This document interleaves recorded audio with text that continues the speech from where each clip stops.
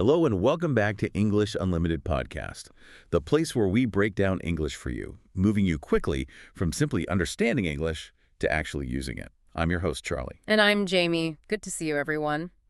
We are here today to tackle what is, I think, maybe the most requested topic from our listeners. Oh, definitely. It's the English you need to talk about, the one thing you know better than anything else, which is, of course, your own life. Absolutely. Yeah. And you know that moment, right? You're Oh. speaking English, everything's going fine, and then someone asks a really simple question, like, what did you do today? Or tell me about your job. And even though you know all the words in theory, your mind just goes completely blank. It's a wall, a total wall. It is.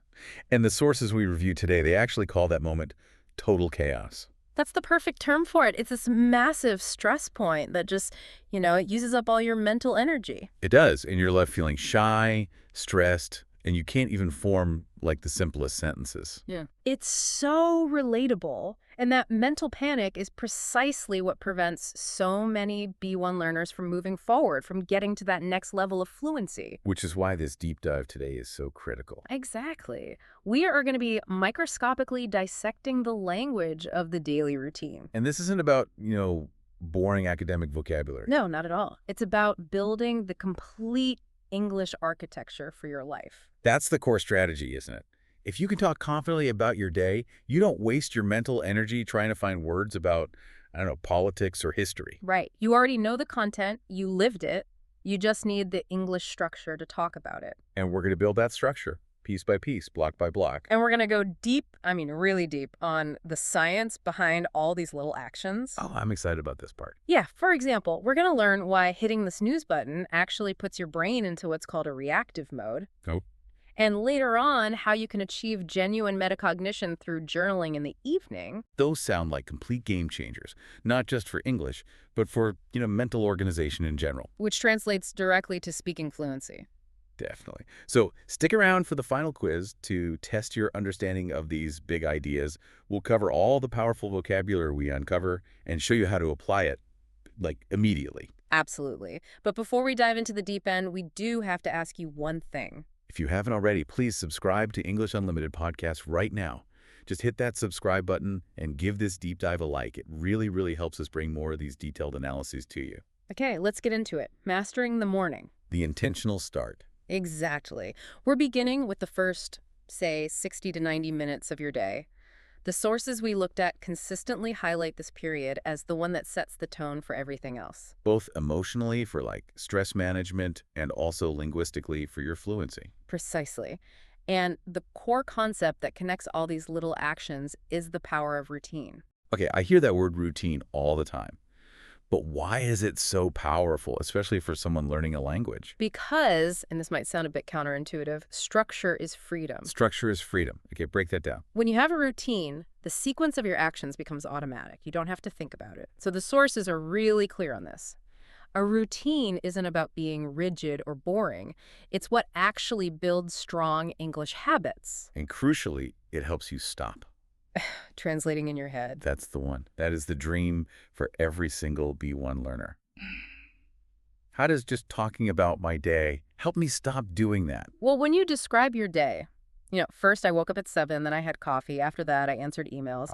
You're using English to describe facts. Okay. My own reality. Your own reality. You're practicing simple past or simple present based on actual experience, not inventing some complicated story. And that repetition, that practice, it strengthens the English neural pathways. It literally starts to bypass the part of your brain that wants to translate from your native language. Wow.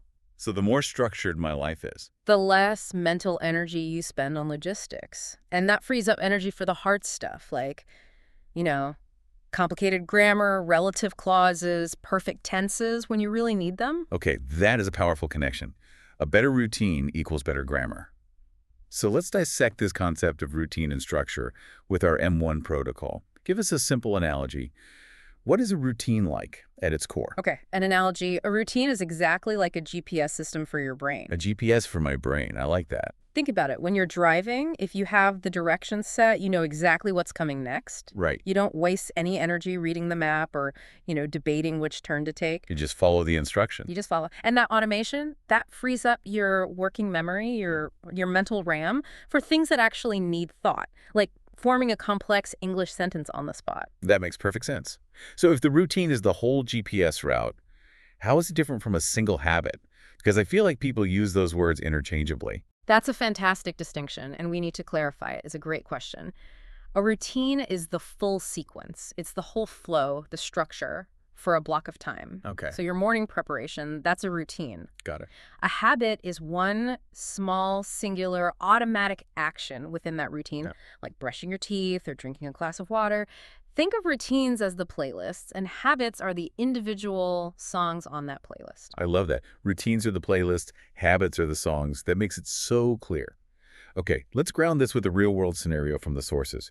Tell us about that student who stopped using a routine. What was the exact impact on their English? Right. So this is something we see a lot. Let's think about Molly from the source material. Yeah. When she had her routine, her cognitive load was low. She knew when to stretch, when to eat, when to leave. It was all automatic. But when she lost that routine, she was always rushing, always stressed. And her mental energy wasn't going into English anymore. Exactly. It was being consumed by these tiny logistical decisions. Where are my keys? Did I remember my laptop charger? The sources call this a high cognitive load. Because she was mentally exhausted by these little things. She literally had no mental space left for the complex grammar she actually knew. She'd forget to use simple sequencing words like first, then, finally. Her brain was just overloaded. Wow. So structure, the routine, it lowers that load and lets you focus on the grammar. It lets you transition from just translating the meaning in your head to actually focusing on the structure of your English almost instantly. Okay, that transition is the perfect place to start our first vocabulary deep dive. The very first actions of the day. The most important ones. So the first target words, wake up and get up. Wait, okay. I hear I wake up at 7 and I get out of bed at 7:05. I need the precise difference. For a B1 learner, they seem almost identical. Let's break it down in plain English. The simplest way to think about it is this. Wake up is a mental state. A mental state? Yes. It's the moment your sleep ends and your consciousness returns, your eyes open. Okay. Get up is the physical action of leaving the bed. You know, putting your feet on the floor. So you can wake up but not get up. And many, many people do. That's the core difference. Your mind is on, but your body is still in bed. That separation is crystal clear. Okay, let's practice this. Give us 5 different examples to really loop these words into our memory. Let's do it. Let's start with a formal one. Formal. The executive wakes up early to review the financial reports, but often doesn't get up until he's finished his initial analysis. Okay, makes sense. Casual. I woke up late today because my alarm didn't go off, so I had to get up immediately and skip breakfast. I'm running on empty. In there. Funny weird. My cat wakes me up by meowing precisely at 5 a.m. for food, forcing me to get up before he starts tearing up the curtains. That's very specific and very relatable for cat owners. Historical. Before mechanical alarms, farmers often woke up when the sun rose, and they had to get up immediately to start a long day of physical labor. No choice in the matter. No choice. And finally, philosophical. To truly live, one must wake up not just physically but mentally, and then choose to get up and intentionally engage with the world. I love that one. The idea of choosing to get up. Okay, let's put this into an extended role play. I'll be Molly, the tired roommate who is stuck in bed, and you can be Ella, the one who's trying to get me moving. This should help everyone hear the words in a really natural flow. I accept the role of the energetic friend. Okay. Knock, knock, Molly. You're supposed to be out the door 10 minutes ago. Did you finally wake up? Ugh, yes, I woke up hours ago, Ella. I've just been lying here, thinking. I can't mentally make the switch to get up yet. My brain is on, but my body feels like it's glued to this mattress. But you have that high priority meeting with your colleague this morning. If you don't physically get up right now, you're going to start your day with a huge amount of stress. You need that morning momentum. I know. My consciousness is totally woke up, but I'm in a serious negotiation with myself about the effort required to actually get up. Maybe if I stay here for just 10 more minutes, the problem will solve itself. Absolutely not. This is exactly what the sources talk about. Procrastination starts right here. You need to defeat that temptation, get up immediately, and start your routine. The physical act of moving helps you fully wake up. Fine. I am reluctantly getting up. I just wish I had woke up feeling refreshed instead of, running on empty already. That was a perfect demonstration, the mental state versus the physical action. So let's talk about collocations now. What are some common phrases that go with these words? Right. So we commonly say you wake up early or wake up late. You can also wake up with a jolt. Oh, like a sudden shock. Exactly. Or, on the positive side, you can wake up grateful or wake up feeling refreshed. I want to focus on that jolt feeling. The sources mention taking a minute for slow, deliberate breathing before you get up. Why is that tiny action so important biologically? This is the key to a calm, intentional start. If you skip that breath and just jump out of bed. Which I do all the time. Right. Your body interprets that sudden movement as a threat, as danger, and it instantly floods your system with stress hormones like cortisol. That puts you straight into fight or flight mode. I'm basically starting my day in a state of panic. Precisely. That slow, deliberate breathing that the sources recommend before getting up, that activates what's called the parasympathetic nervous system. Which is the opposite of fight or flight. It's the rest and digest system. It immediately lowers those stress hormones so you can choose to be calm instead of just reacting to panic. It's a tiny little bridge between the mental state of waking up and the physical action of getting up. I need to remember that. It's like an inoculation against chaos, just 1 minute of breathing.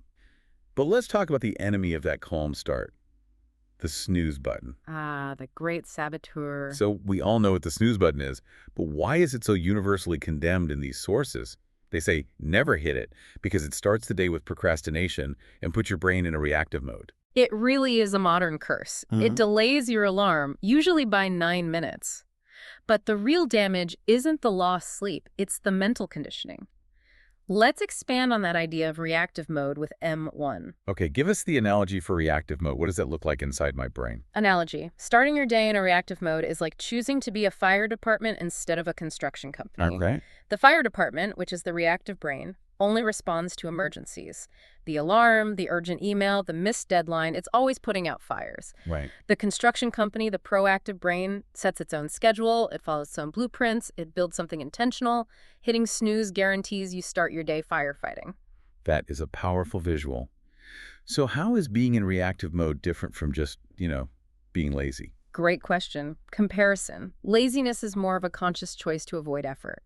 Reactive mode is a neurochemical state. It's a state where your brain is conditioned to respond to external triggers. The beep of the alarm, the notification on your phone, rather than taking intentional action based on your own internal priorities. So my environment is controlling me instead of the other way around. You're letting your environment dictate your energy.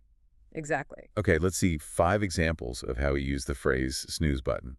For sure. Yeah. Formal. The consultant confessed that pressing the snooze button compromised his focus for the high-priority morning task. Very formal. Casual. Ugh, I hit snooze 3 times this morning and now I'm rushing to get dressed. Relatable. Funny weird.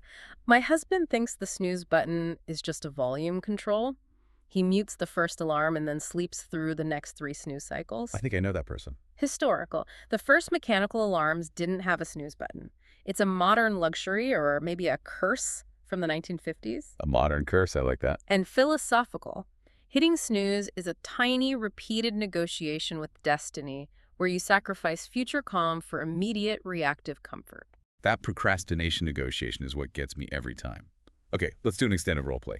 I'll be the person hitting snooze over and over, and you can be my persistent, annoying inner voice of responsibility. I will be the voice of pure intent. Beep, beep, beep, beep. This is your 6:30 alarm. Time to get up. Muffled groan.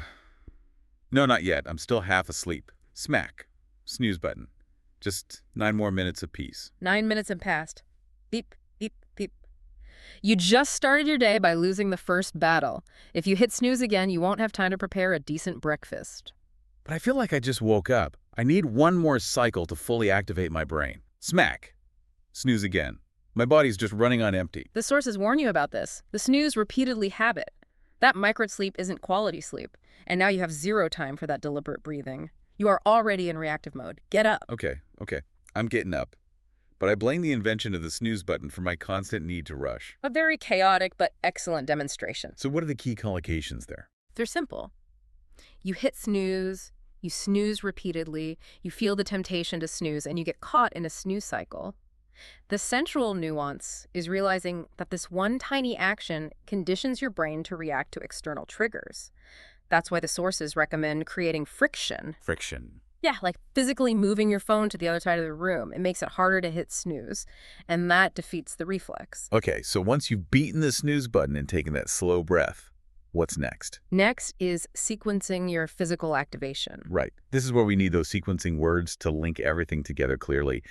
I need to practice saying first, Then, after that, next, finally. Precisely. Using these words shows control and fluency. It elevates your English immediately. If you just say, I stretch, I open curtains, I drink water, it sounds. Like a list, disconnected. Exactly. But if you say, first, I stretch my arms, then I open the curtains, after that, I drink some warm water, it shows structured thought. It sounds so much more fluent. Okay, let's look at those steps in more detail. You mentioned opening the curtains. Yes, the non-negotiable step. Light melatonin suppression. Is this just about, being able to see? No, it's powerful biological programming. Blue light, especially from the sun, is the master signal for your brain's internal clock.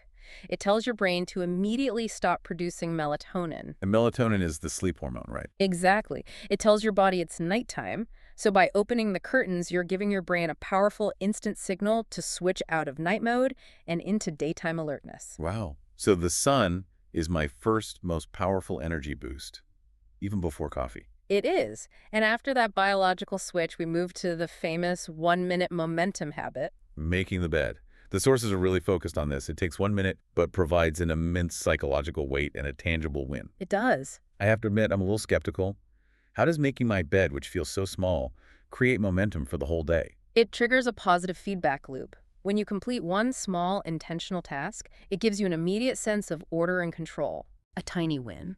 You feel proud of that little success, and that feeling motivates you to tackle the next task, like preparing breakfast or starting your highest priority at work. It's the easiest way to start your day with a victory. That reframes it for me. It's not a chore, it's the first win. And after that first win, the body needs fuel. Not just light, it needs hydration. Okay, target words 3. Hydration and dehydrated. The sources say start with warm water right away. Why is hydration so crucial for focus? Let's break it down. For B1 listeners, here's the key difference. Hydration is the state of having optimal water levels. Your body and brain are functioning correctly. Right. Dehydrated is the state when you've lost too much water, which happens naturally while you sleep. And that directly impacts your cognitive function. So what's the difference between being thirsty and being dehydrated? Thirst is the sensation. It's the warning light on your car's dashboard. Dehydration is the actual problem with the engine. It's the measurable deficit in your system that leads to mental fogginess and headaches. Warning light versus engine problem. Got it. Let's practice this concept. Let's do it. Formal. Proper hydration is essential to maintain high cognitive function during high-stakes financial meetings. Okay. Casual. Ugh, I'm always so dehydrated when I wake up. I feel like I need a gallon of water immediately. So true. Funny weird. I drink so much water during the day, I sometimes think I achieve better hydration than the plants in my own garden. I aspire to that level of hydration. Historical. Sailors used to bring huge barrels of water on long journeys for proper hydration to prevent serious illness. Makes sense. And philosophical. The journey towards self-improvement and high performance must start with the simple, foundational biological step of adequate hydration. Perfect. Okay, let's do a scenario. I'll be the person trying to stay hydrated, and you can be my coworker who is constantly demanding coffee. Good morning. Wow, you look incredibly energetic this early. I am. I made sure to prioritize hydration this morning. I already drank 2 big glasses of water. Water. That's nice. I need caffeine to even begin to function. I'm feeling totally dehydrated and sluggish. I'm ordering a triple espresso right now. Hold on. You're already dehydrated from sleeping. Coffee is a diuretic. It can actually make you lose more water. You need to stay hydrated with water first to prevent that mental fogginess. Ugh, you're right. But I need that jolt. I don't want to be severely dehydrated during our team meeting. Okay, fine. I'll grab some warm water too, just to balance out the coffee. Smart choice. You need constant hydration all morning. Fantastic. So the key collocations for our listeners are constant hydration, the need to stay hydrated to prevent mental fogginess, and the opposite state, severe dehydration. And what about that detail about warm water? Is it actually better than cold? So the source says cold water is bracing. It gives you a shock that wakes you up. But warm water can be significantly gentler on your digestive system first thing in the morning. So it's comfort versus shock. Exactly. But the goal is the same. Get rehydrated quickly and efficiently. Okay, so after hydration and those small wins, we move to mental preparation. The sources suggest 5 minutes of silent time, like a simple meditation, before eating. 5 minutes seems so short. But the source calls it front-loading calm. Why is 5 minutes so impactful? It's short, but it's powerful because it's preventative. You are intentionally building a reserve of calm, a mental buffer, to handle the stress that will inevitably come later. So you're preparing your mind for the day. You're building a fence before the storm hits. If you jump straight into your phone or email, you lose that buffer instantly. That makes sense. And then finally, breakfast. Yes, and breakfast is a perfect chance to practice those food nouns. Oatmeal, bread, eggs, fruit, yogurt with honey, all things designed to give you energy without that dreaded food coma. Right. Okay, let's move to the action verbs that we use every morning. Let's do it. So our next deep dive, brush teeth, hair off, and prepare meal self. Okay, wait. I brush my teeth and I brush my hair. Is that the exact same verb? And then I also hear the idiom brushing something off. How can one word mean all those things? That's a great example of how flexible English verbs can be. The core meaning of brush is consistent. To clean or smooth with a brush. So yes, you use the same verb for your teeth and your hair. All right. But the idiom, to brush something off, is totally metaphorical. It means to ignore or dismiss something, usually something negative like a worry or a criticism. So I can literally brush my hair and metaphorically brush off my anxiety about a big meeting. You have it exactly. Let's run through 5 examples to show that range. Formal. The student had to prepare an elaborate presentation, so she spent hours brushing up on the relevant research.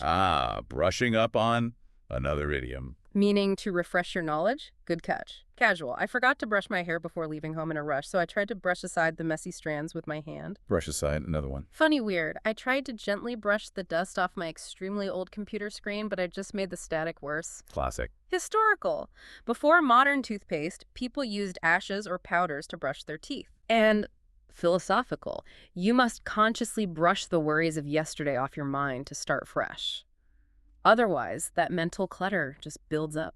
That philosophical one is key for mental health. Right. Okay, what about prepare? How is it different from just make or cook? Prepare is about readiness. It's a broader term. You can prepare food, but you can also prepare yourself or prepare a report.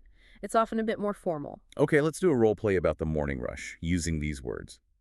I'll be the one who left home in a rush, and you're my organized roommate. Perfect. Good morning. You look a little frazzled. You look like you left home in a rush. I had so much to prepare. I had to prepare breakfast, find my lunch, and then I spent 10 chaotic minutes trying to brush my hair perfectly. It felt like a marathon just to get out the door. See, you spent too much time on low-priority things. I always prepare my clothes the night before, but did you at least remember to brush your teeth carefully for the full 2 minutes? I think I brushed for about 30 seconds while thinking about my to-do list. I need to learn to slow down and prepare better.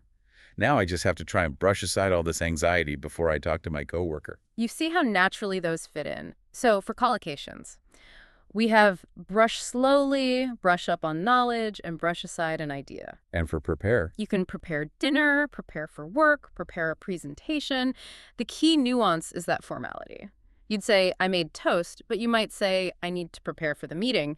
It sounds more professional. okay, that makes total sense. The morning routine is all about lowering that cognitive load to get ready for. Deep, focused work.